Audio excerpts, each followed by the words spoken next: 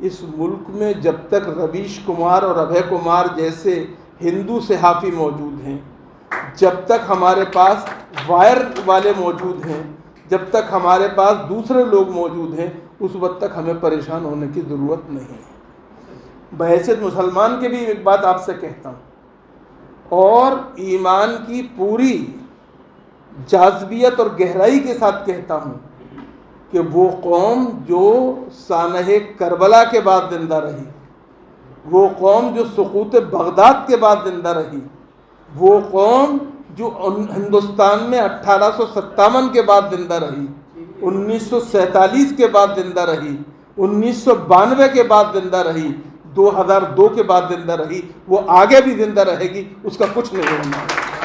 جی ہمت رکھیے، حوصلہ رکھیے، خود اعتمادی اور خدا اعتمادی رکھیے، تو انشاءاللہ کامیاب ہوں گے، پریشانی کی کوئی بات نہیں۔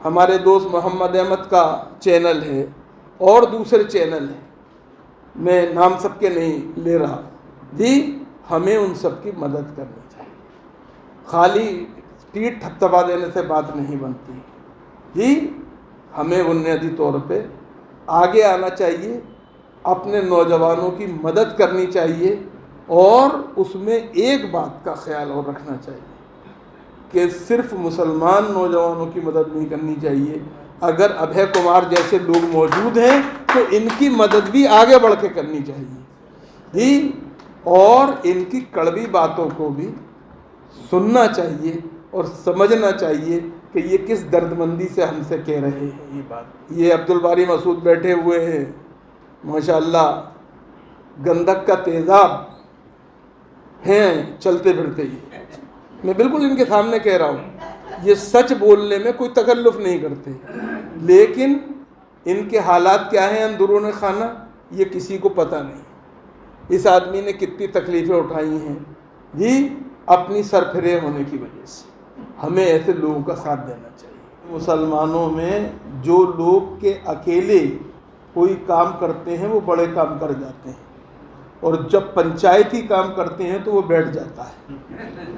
اور خواجہ حسن نظامی سے کسی نے پوچھا کہ حضور والا مسلمانوں میں یہ کیا وجہ ہے کہ وہ اکیلا آدمی اٹھتا ہے بڑے کام کرتا ہے، جی لیکن جب وہ اجتماعی طور پہ کوئی کام کرنا چاہتے ہیں تو نہیں کر پاتے ہیں۔ انہوں نے کہا یہ عقیدہ توحید کا منفی اثر ہے، تو اصل میں مسلمانوں کا ایک مزاج ہے، یہ سمجھنا چاہیے۔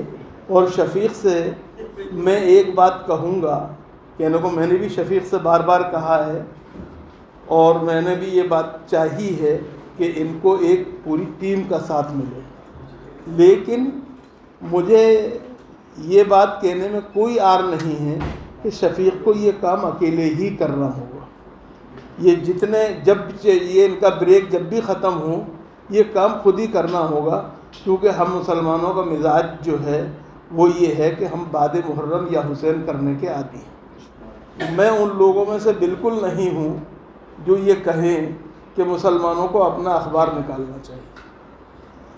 مسلمانوں کو سب کا اخبار نکالنا چاہیے۔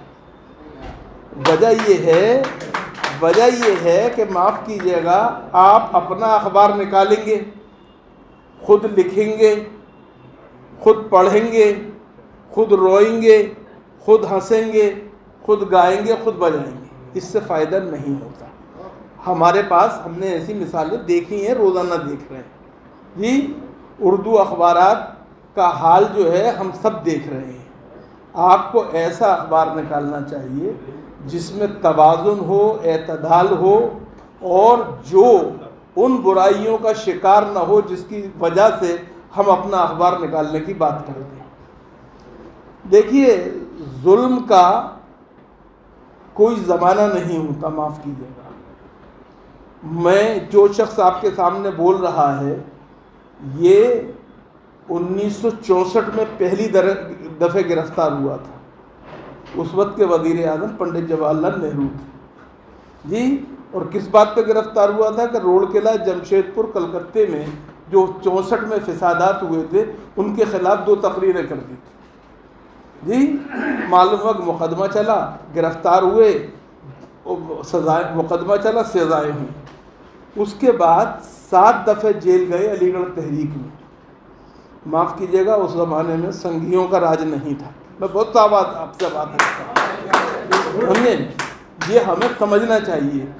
میں میزا کی ایزا میں نے 7 مہینے برداشت کی جی، لیکن کوئی پریشانی کی بات نہیں ہے. اس سے ہمیں فائدہ ہوا. ہم نے ایک نیا حوصلہ، ایک نیا عزم پایا اپنے اندر.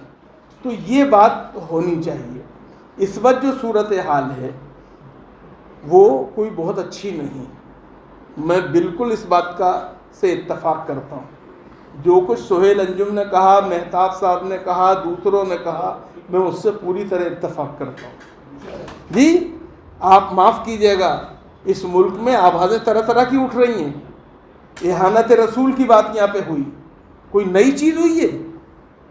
بقول اقبال ستیزہ کار رہا ہے ازل سے تا امروز، چراغ مصطفی سے شرار بولے بھی. اس کے نام بدلتے رہتے ہیں، اس کے آیام بدلتے رہتے ہیں، اس کے مقام بدلتے رہتے ہیں، لیکن وہ نبی کریم علیہ السلام کا کچھ نہیں کر پاتا جی. بنیادی طور پہ ہمیں اس بات پر اور ایک غلط فہمی کو اور دور کر لینا چاہیے، اور وہ یہ ہے کہ ہماری قسمت کے فیصلے ہم خود کریں گے اپنے خدا کے بھروسے پہ. دنیا کی کسی طاقت کے ذریعے ہمیں کچھ نہیں ملنے والا ہے. یاد رکھیے 1969 میں جن لوگوں نے اسرائیل کو سبق سکھانے کے لیے OIC قائم کی تھی، وہ 25 لوگ تھے. آج 50 سے زیادہ لوگ ہیں، لیکن ہم سب جانتے ہیں سب ایک کر کے اسرائیل سے ہاتھ ملاتے جا رہے ہیں جی. اس لیے کسی غلط فہمی میں مت رہیے.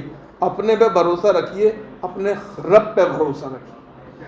ہمارے اب بات جو ہے وہ یہ ہے، جو بات کہی ابھی نے ہمیں کچھ بھولے ہوئے سبق یاد دلائے.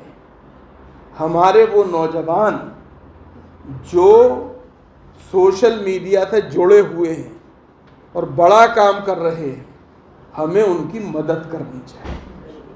ان کی مدد خالی زبانی جمع خرچ سے نہیں کرنی چاہیے، ان کی مدد ہمیں پیسے سے کرنی چاہیے. یاد رکھیے بغیر پیسے کے کوئی کام نہیں بنتا ہے. اردو فورم کے تحت یہ کام چاہے ہو، اردو میڈیا فورم کے تحت، وہ یہ ہے کہ آپ جن لوگوں کی یہاں برائیاں کر رہے تھے، آپ ان کے ساتھ بھی کوئی ڈائیلاگ کا رشتہ تو بنانے کی کوشش کیجیے جی. یہ بہت ضروری ہے. یہ گالی بک دینا کافی نہیں ہے جی. ہمیں بنیادی طور پہ اردو میڈیا فورم کے جو لوگ ہیں ان کا ایک کام یہ بھی ہے کہ وہ 1-2 لوگوں کو بلائیں، ان کا صادر سمان و ستکار کریں، اور ساتھ میں اپنا درد بتائیں اور ان کی غلط فہمیوں کو جاننے کی کوشش کریں. کیونکہ یاد رکھیے یہ زمانہ نہ مجادلے کا ہے نہ مناظرے کا ہے، یہ زمانہ مکالمے کا ہے. اور اسلام جس دین کا نام ہے وہ بھی بنیادی طور پہ مکالمے ہی کا دین ہے. اس بات کی ہمیں پوری طرح سے وہ سمجھنی چاہیے. یہ نہیں ہو سکتا کہ ہم نام رسول اللہ کا لیں لیکن رستہ جو ہے ابو جہل کا اپنائیں، تو معاف کیجیے گا وہ بات بننے والی نہیں. خدا حافظ.